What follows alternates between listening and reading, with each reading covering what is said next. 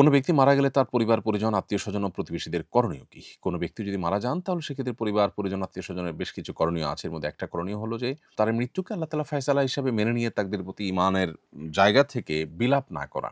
বিলাপ করাকে শরিয়া খুব বেশি নিরুৎসাহিত করেছে এবং জাহিলি যুগের যে সমস্ত প্রথা, প্রচলন আমাদের সমাজে পরবর্তীতে বিভিন্নভাবে প্রচলিত ছিল একটা সময় পর্যন্ত বা কোনো ক্ষেত্রে আছে। তো সেটার মধ্য থেকে একটা হলো এই বিলাপ করা।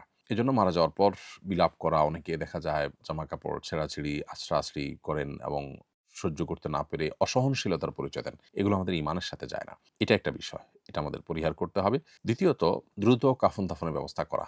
দেরি করে, বিলম্ব করে দাফন-কাফন করা অনুচিত। যত দ্রুত সম্ভব জানাজা এবং দাফন-কাফনের ব্যবস্থা করতে হয়। নবী সাল্লাল্লাহু আলাইহি ওয়াসাল্লাম বলেছেন, "আসরি'উ বিল জানাজা", তোমরা দ্রুত জানাজার ব্যবস্থা নাও। আবার আরেকটা কারণ হলো আশপাশের মানুষকে জানানো, যারা জানাজায় অংশগ্রহণ করতে পারেন। কিন্তু মৃত ব্যক্তির মৃত্যুর সংবাদ প্রচারের জন্য বিলাপ টাইপ বা আপনার কৃত্রিম টাইপ প্রচারণা যেন না হয়, সেজন্য কিন্তু হাদিসে নিরুৎসাহিত করা হয়েছে। এবং মানুষ জানাজার পর আপনার দাফন-কাফন এগুলো করে দ্রুততার সাথে তার যদি কোনো ঋণ থাকে তার পরিত্যক্ত সম্পদ থেকে সে ঋণ পরিশোধের ব্যবস্থা গ্রহণ করা এবং ওসিয়ত থাকলেও টোটাল সম্পদের 1/3 এর মধ্যে ওসিয়ত কার্যকর করা। অবশিষ্ট সম্পদ যাতে করে অন্যরা কেউ কক্ষিগত করে ফেলতে না পারে সেজন্য খুব দ্রুততার সাথে ওয়ারিসদের মধ্যে বন্টন করে দেওয়া উচিত। মৃত ব্যক্তির পরিবারের লোকজনকে, আশপাশের লোকজন মেহমানদারি করা উচিত যাতে করে তারা শোক কাটিয়ে উঠে তারপরে রান্না-বাড়া ইত্যাদির দিকে মনোযোগ দিতে পারেন। সেটা প্রতিবেশী বা অন্যদের কাজ, সে সাথে তারা সমবেদনা জানাবে, জানাজায় শরিক হবে।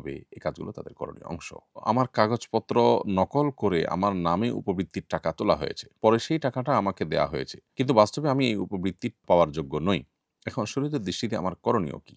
এর উত্তর হলো যে আপনি যেটার যোগ্য নন কিন্তু নকল কাগজপত্র দিয়ে আপনার জন্য সেই সুযোগ সুবিধা আদায় করা হয়েছে, এটি অন্যায় করা হয়েছে। যারা এটি করেছেন তারা গুনাহের কাজ করেছেন। আর আপনি একজন মুসলমান হিসাবে আপনার দায়িত্বশীলতার জায়গা থেকে এটি আপনি ভোগ করতে পারেন না। কারণ এটি আপনার হক নয়, অধিকার নয়। অতএব এই অন্যায়ভাবে যেটি তোলা হয়েছে সেটা আপনি ভোগ করতে পারবেন না, বরং যে প্রতিষ্ঠান থেকে তোলা হয়েছে সেই প্রতিষ্ঠানে এটি ফেরত দেয়ার ব্যবস্থা গ্রহণ করতে হবে। ওয়াকফের জমি পরিবর্তন করা যাবে কিনা?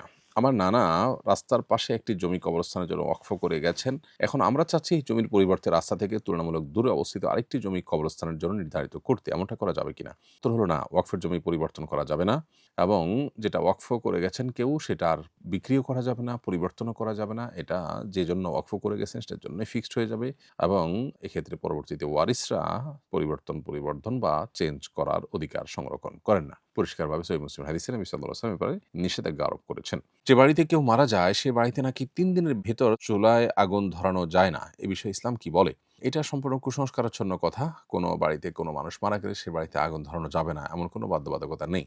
তবে এটা ঠিক যে মৃত ব্যক্তির পরিবার যেহেতু শোকার্ত থাকে, এজন্য আশপাশের লোকদের কর্তব্য তাদের জন্য খাবার পাঠানো। যাতে করে তাদের রান্না করতে না হয় বা রান্না করার মতো মানসিকতা তাদের থাকে না, সেজন্য তাদের পাশে দাঁড়ানো দরকার। নবী করিম সাল্লাল্লাহু আলাইহি ওয়াসাল্লাম তার একজন নিকটাত্মীয় মৃত্যুর পর অন্যদেরকে নির্দেশ করেছেন যে তোমরা তাদের জন্য খাবার প্রস্তুত করো। কারণ তাদের যে শোক চলছে সেই শোকের কারণে তারা আসলে রান্না করা মতো মানসিক অবস্থায় নেই। তো এটা তো ভিন্ন জিনিস। কিন্তু ওই বাড়িতে চুলোই জ্বালানো যাবে না, ধরালে গুনাহ হবে, এরকম কোনো কথা কোরআন হাদিসের কোথাও বলা হয়নি। এটি নিছকই আমাদের সামাজিক কুসংস্কারগুলোর একটি। আস-সুন্নাহ ফাউন্ডেশন, উম্মার স্বার্থে সুন্নাহর সাথে।